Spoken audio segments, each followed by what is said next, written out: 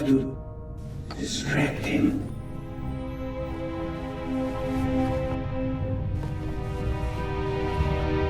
Chloroform? I had it in my bag, just in case. You were supposed to be asleep.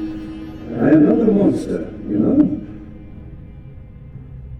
I have nothing against you. Nothing at all. But what can I do? You forced my hand.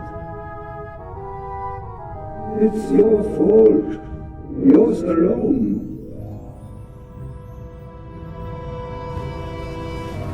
Keep talking. Why?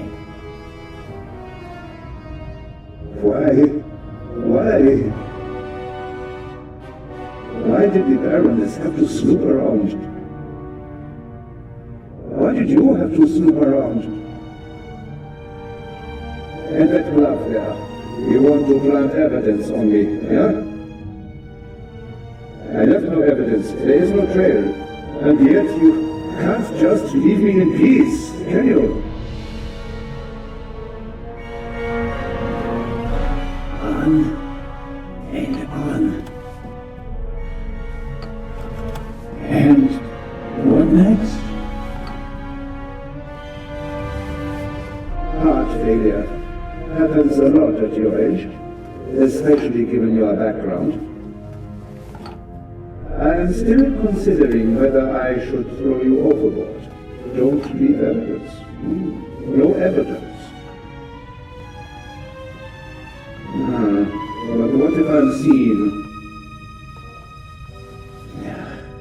My plan was perfect. And then you ruined everything!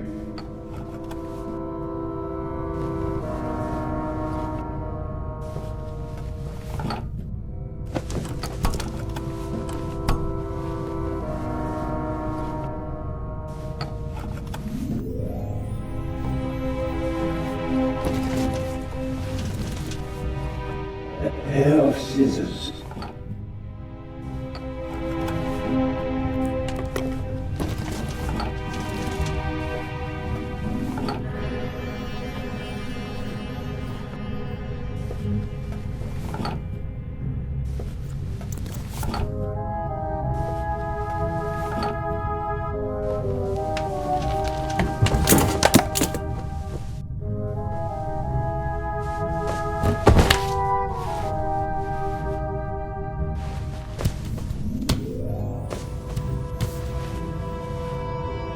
Take it easy, Mr. Zellner. You will only hurt yourself. Shall we begin?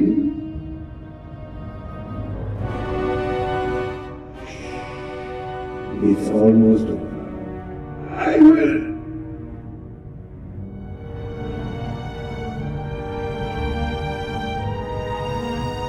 Are you okay?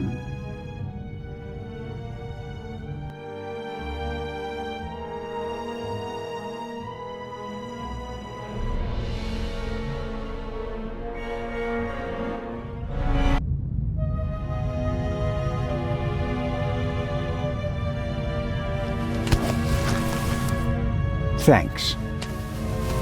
A wet towel works miracles. I told you so. Out with it then. What were you doing down there?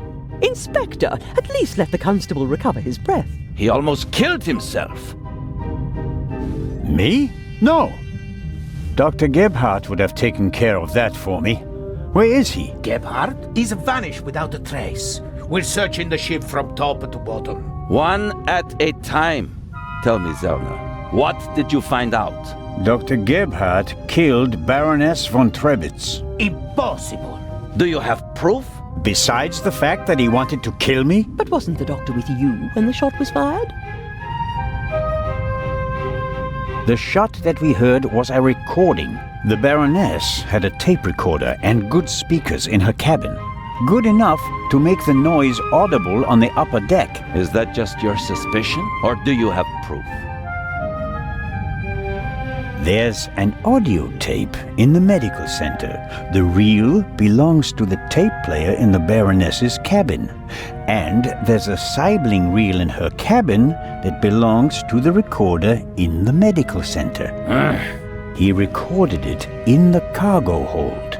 His tape recorder has a microphone, and I removed a bullet from one of the boxes down there. And it came from the murder weapon? All right. Inspector Legrand! Let's pretend you're onto something. The shot we heard was just a recording. What happened next? We all ran to the Baroness's cabin. She lay comatose in a pool of blood. Dr. Gebhardt pushed past you so that you couldn't get too close to the Baroness. He examined her and pronounced her dead. There was no reason for us to doubt him. The shot, the blood, the Baroness lying there lifelessly. But she was only unconscious, knocked out by the chloral hydrate that the doctor had poured into her glass shortly before. The doctor had a glass in his hand when you came in. He wanted to remove the evidence, but you gave me the glass instead, Captain DeCanti, and unintentionally knocked me out as well. Nonsense. There was blood everywhere. And the Baroness is certainly dead enough, isn't she? Then who did shoot her? And when?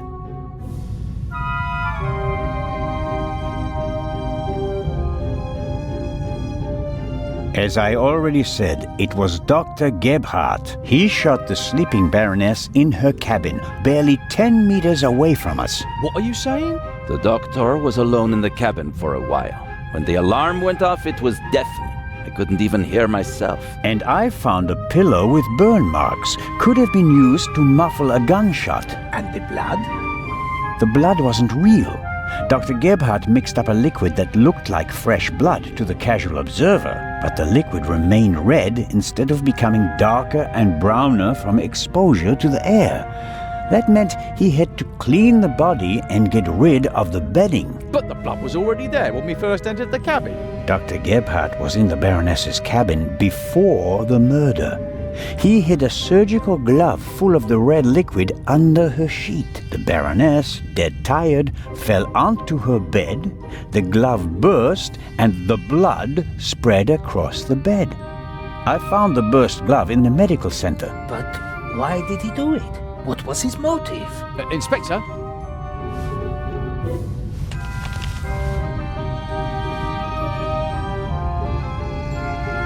I can only speculate. The Baroness spent the day rummaging through her old family photos. No. Do you have anything to contribute, Constable? Confession, sir. Dr. Gebhardt was the Raven. It's all here. He admits to everything. What does it say? It says, "Do you still remember, my dear Nico? The streets were wet with rain and the scent of roasted barley and fermenting yeast wafted over to us from the brewery. A dog barked until your shot struck down the innocent one. After that silence, not a single sound except for my soft steps fading on the wet cobblestone street. They made a hero of you, and I, at last, found peace. At least until the urge returned. Some of us are not made for retirement, my friend. I thought they would assign this case to you, and that thought pleased me. We'd finally find out who was truly the better man. And it pains me now to have to admit that you and your little gumshoe got the better of me. You drove me into a corner, forced me to make mistakes. I congratulate you on your triumph, but no one will confine the Raven to a cage. There is but one way out, and that is by my own hand. Farewell, Raven Hunter R.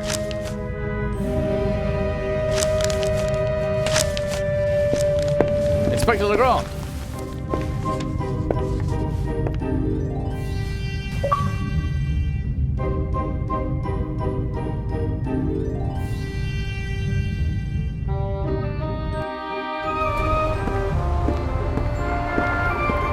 Inspector? I was right. I told them all, over and over again. But no one would listen. You think that Dr. Gebhardt was really the Raven? The things Gebhardt describes in his letter aren't part of any police report. Only someone who was there would know them. Couldn't there have been others involved? One of the police, for instance. What if one of them changed sides? Why is it so hard for you to accept the simple truth? There was never a new Raven. There was only ever the old one.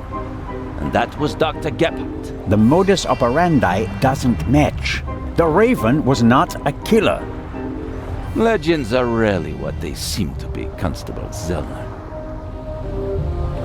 Then who was the man who was killed back then? William Jackson, a petty thief, committed some burglaries together with his brother.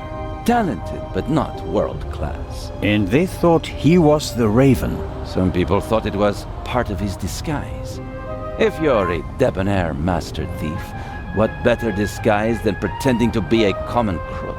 From time to time you let them catch you pulling small jobs, and no one ever imagines you're capable of a major heist. But you didn't believe it.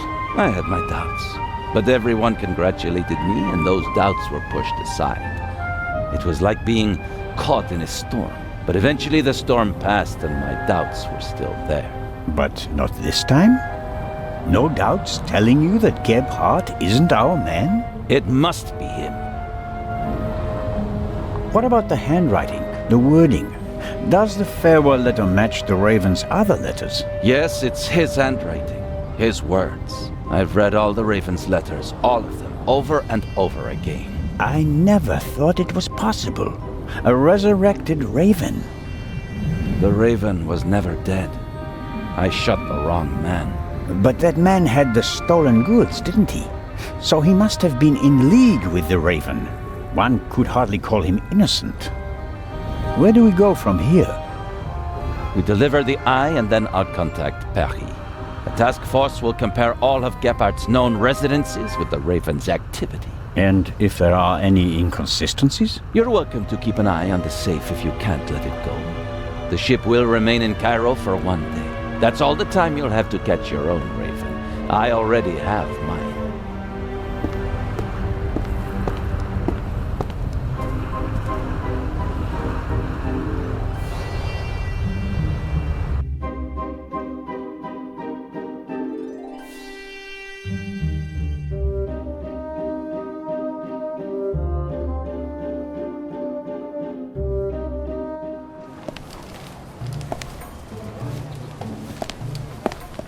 Ah, you're one of Legrand's men, aren't you? My name is Anton Jakob Zellner. You've come just in time. Grace, my dachshund is missing. There may be more important matters for me to attend to, Mr. Director Abbas Mokhtar. And Grace isn't just a common dog. She's a purebred German dachshund, a champion. So, the exhibition will still open tonight. But of course, everything has been arranged. The final preparations are almost complete. But one of the two exhibits won't be there. A terrible loss, a tragedy. That irreplaceable Egyptian cultural treasure has been stolen for the second time. The second time? What? Did you really believe that the Eye of the Sphinx was found lying on the banks of the Thames? Inspector Legrand, Professor Lucien, and Constable Oliver are overseeing the transportation of the safe. They should be here at any moment. I'll have a look around in the meantime. Do you think that's necessary? The Raven is dead, after all. If you mean Dr. Gebhardt, his body was never recovered.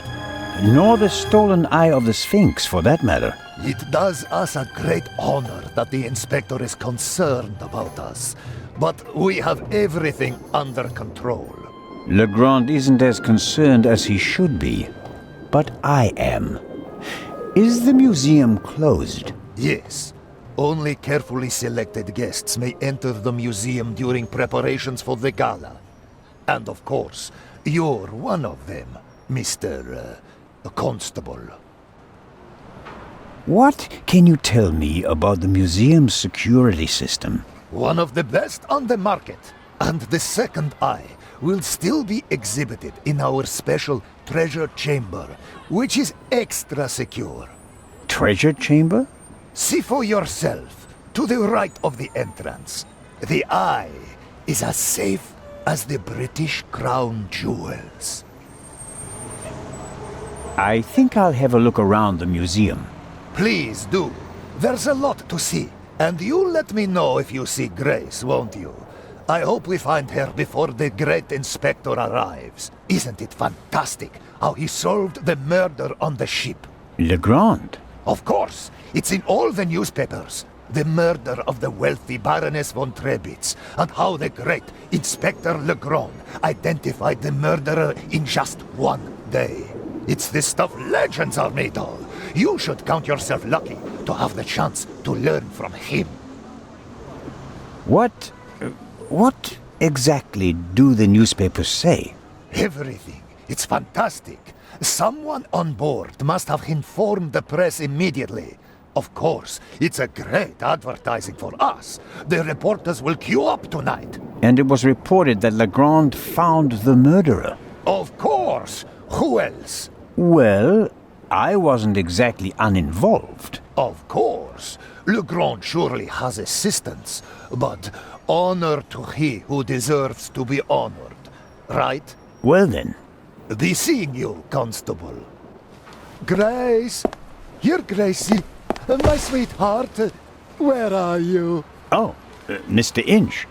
Mr. Inch. There you are. I am so sorry. Baroness von Trebitz was a good-hearted woman. She did so much for the museum. As you say, sir. And you? Are you leaving so soon? I'd like to go back to my hotel. These last days have been such a strain. First, you sneak into the museum without greeting me, and then you want to leave just as quickly? I didn't want to disturb you, and we'll have time enough tonight. Yes, you simply must come tonight. I wanted to present Baroness von Trebitz with a medal. Now you'll have to accept it. Of course, if you insist, sir. The Baroness paid for all this. Without her, there wouldn't have been an exhibition or a gala. She was very generous. Yes, she was. If you'll excuse me now. Constable Zellner, I want to thank you again for all you've done. You saved me, you could say. My pleasure. See you tonight.